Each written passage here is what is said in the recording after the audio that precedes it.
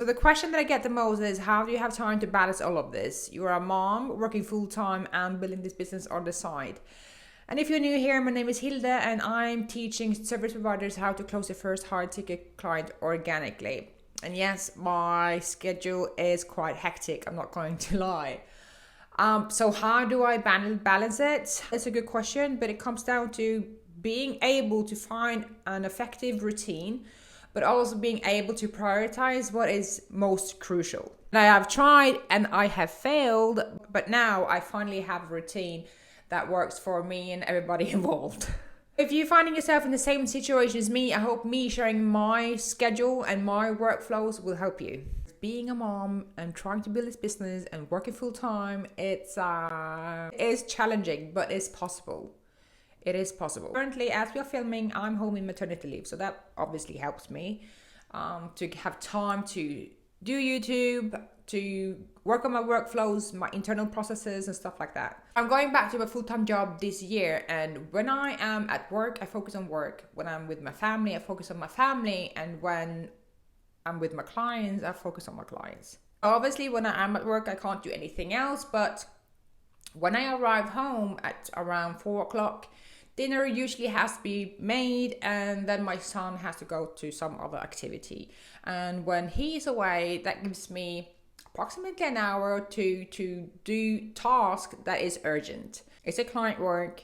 Do I have to refine anything in my curriculum, in my program? Or do I have to automate any internal processes? Usually my kids are in bed between 7 and 8 o'clock in the evening, so that gives me 2 to 3, maybe 4 hours to do other tasks that is a priority for me. So my advice to you is to seize every opportunity you have when you're alone to do tasks that are most urgent and work your way down the list. Don't try to do everything at once. Focus on one task at a time and do that properly. You don't want to redo things. No. And my second tip is that I see a lot of solo entrepreneurs out there spending way too much time on creating content. Way too much time. They're sitting there trying to make beautiful fonts, beautiful pictures, beautiful posts, and people are rather surprised when they hear me say I don't spend more than 10 to 15 minutes per day to create content. And the reason why I can do that is because I spend 1 hour per week creating long form video content just like this on YouTube or on Instagram Live. From that YouTube video or the Instagram Live, I am able to chop up, I would say, 4-5 reels, YouTube shorts, TikToks from that long form video content. And that will make me able to spend the majority of my time available on the activities that generate sales. You see? Does this make sense? I spend the majority of my time networking with new prospects and also making sure that my clients get what I promised them. I know that people out there makes far better content than me, but I don't give a damn because I know what generates sales. It's not your content. Your content attracts people to you, but the closing happens in the direct messages and through your network. Just because you have a website and you post content on social media saying that you have an offer does not mean that you have a business. You have a business when you have clients. So the majority of your time should not go to creating content, but to network with new prospects. There you go. You're welcome. So spend your time wisely on the things that would generate revenue. And the third tip I have for you that makes my life so much more easier when I'm trying to build this business is that I only focus on one thing to sell. I only have one problem and I solve that one problem for that one person. People usually have a lot of offers, and when they don't sell enough, they're creating a new offer. Is that you? Do you do that? I did it. And I understand that people think it's logical that if you have more offers to sell, you will have more clients.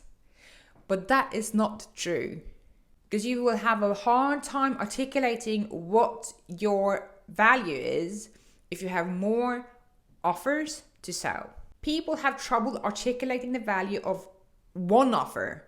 And here you are having 4 offers. And I've seen so many examples also in the corporate industry. People are so passionate about what they sell that they have trouble articulating what the client will get. Just because you have more offers will not necessarily mean you will have more clients. And when you have more offers promising different results, you will have so many different types of clients wanting different things.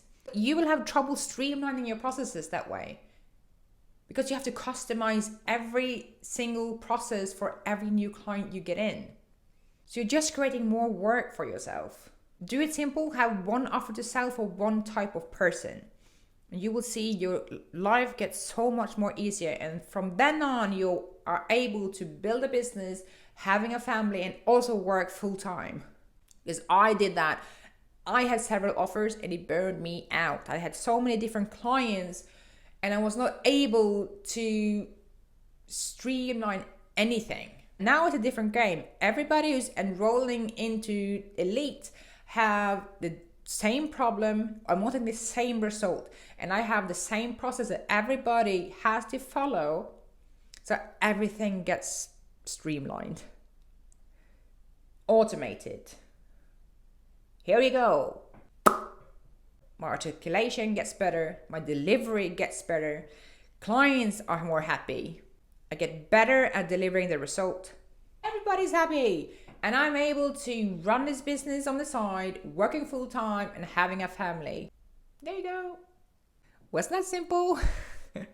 It's that simple, guys. It's that simple.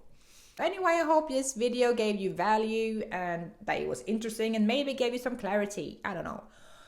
But if you want to learn more about how to close your first high ticket client, subscribe to my channel. I'll see you in the next one.